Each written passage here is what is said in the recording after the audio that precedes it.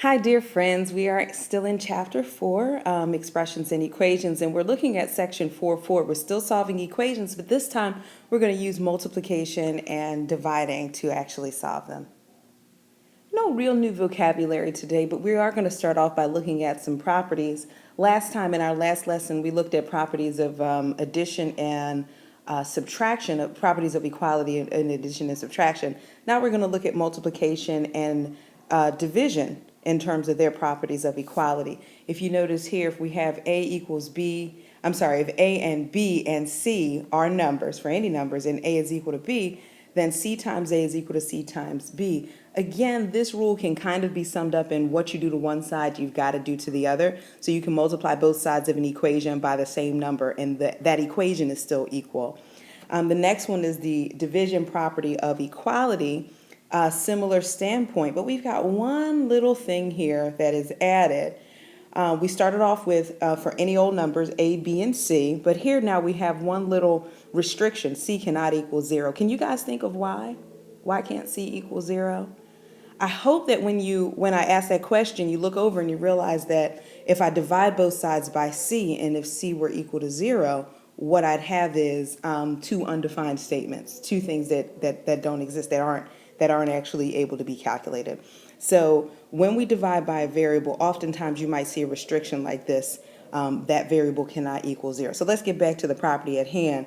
Basically, if A and B are equivalent to one another, and I divide both sides by the same value, then the answer is the same, then they're equal. So I think I missed something here. I should have had A is equal to B. So for any numbers A, B, and C, where C is not equal to 0 and A is equal to B, if I divide both sides or both values by C, by the same value, I'm going to get an equivalent statement.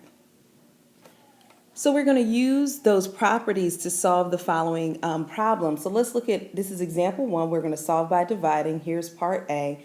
And what I like to say is, when we're solving an equation, we're looking for the value of a variable. What I like to say is I'm trying to isolate it. I'm trying to get that variable alone. And I like to look at it in terms of what's happening to the variable. So in this case, what's happening to C? C is being multiplied by 5.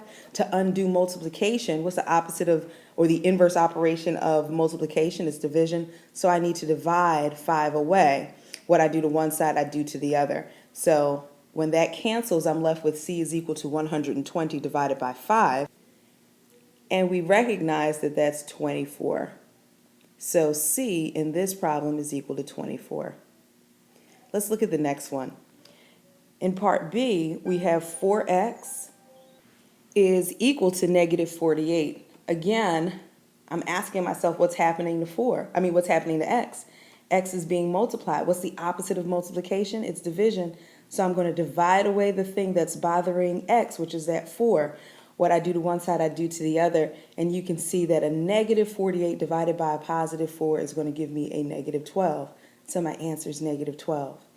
What am I going to divide both sides of this next equation by? Can you guys guess it? I hope, pause me, try out the problem on your own. And then when you're done, let it play so we can do our answer together. Dividing both sides by 11, I get that x is equal to negative 11, because 121 divided by 11 is 11, and since one is negative and the other is positive, that's what we get. In this example, we're going to be solving by multiplying. So again, we're still asking ourselves, what's happening to the variable? We need to undo what's happening to the variable in order to isolate it. So in this case, we have, if we look at part A, we've got y over 4 is equal to negative 8. Notice that 4 is doing something to this problem, right? 4 is doing something to my y. It is dividing it. The opposite of division is multiplication. So I'm going to multiply both sides of the equation by 4 in order to get rid of the 4. I generally like to just cancel it out, but if you felt uncomfortable by that, recognize that that's just 4y over 4, and then you can cancel it out. Just an extra step, but multiplying both sides by 4 isolated my variable like I wanted. So y is equal to negative 8 times 4. Well, what's negative 8 times 4? Negative times a positive is a negative, and my answer is a negative 32. So y is equal to negative 32. All right, so let's look at this next one. If you notice, this variable x is being, in a sense, divided by 5 and multiplied by 3. If that's weird, no worries about that. Here's how you get yourself out of this tangle. We need to get rid of the 3 over 5, that 3/5. The way we do it is by multiplying by the reciprocal. Do you guys remember the reciprocal? You take the numerator and switch it for the denominator, flip it around. I'm actually going to throw a negative on, let's take that negative off. I'm going to throw a negative on this. So I am multiplying negative 3/5 by negative 5/3. What happens when I multiply by the reciprocal? I get 1. So I'm left with x is equal to, but guess what? What I do to one side, I've got to do to the other. So I've got to multiply this side by the reciprocal, and I get negative 5 over 3 times 6. With some fancy cross canceling, right? I can get a 2 here, a 1 here, then I'm left with negative 2, that's still a negative 2, times a negative 5 is a positive 10. And so my answer is x is equal to positive 10. I don't know why I wrote it like that. Please don't tell me that's a mistake. I'm fixing it, children. X is equal to 10. All right.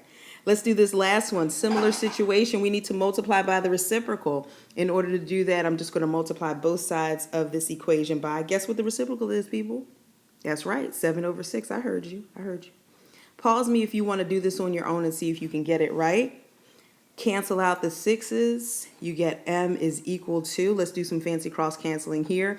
Negative 24 and 6 both have a common factor of 6. 6 goes into 6 one time. 6 goes into negative 24 negative 4 times. Negative 4 times 7 is negative 28. Bam.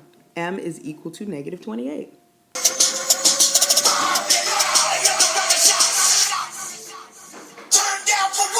There's your assignment, my friends. I'm going to allow you to work on it, do the best you can. I look forward to seeing you guys tomorrow.